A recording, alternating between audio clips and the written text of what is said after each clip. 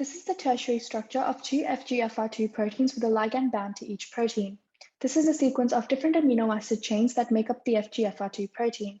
The chemical interactions within these chains form secondary structures with a repeating pattern, such as alpha helices as shown here, beta sheets indicated by the strips with arrowheads, and lastly alpha chains like this one here.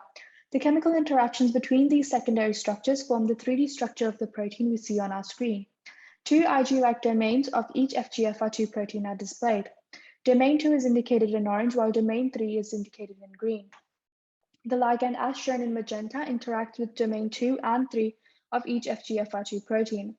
This allows for the proteins to join together, in other words, dimerize, and thus activate signaling pathways inside the cell. As you can see, the spheres here represent disulfide bonds that take place between two cysteine residues found within each domain. These bonds allow for the stability of the correct protein structure for the receptor to function efficiently. Crouzon syndrome can result from various mutations in the FGFR2 gene. Many of these mutations remove cysteine amino acid from the protein chain. Since cysteine residues are crucial for forming disulfide bonds and thus stabilizing the protein structure and function, the loss of a cysteine residue ultimately disrupts protein function.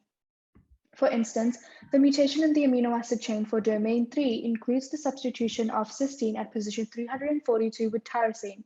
The disulfide bond can no longer form within domain 3, whereby the unpaired cysteine of each FGFR2 protein will form disulfide bonds, leading to constant dimerization and activation of the receptor.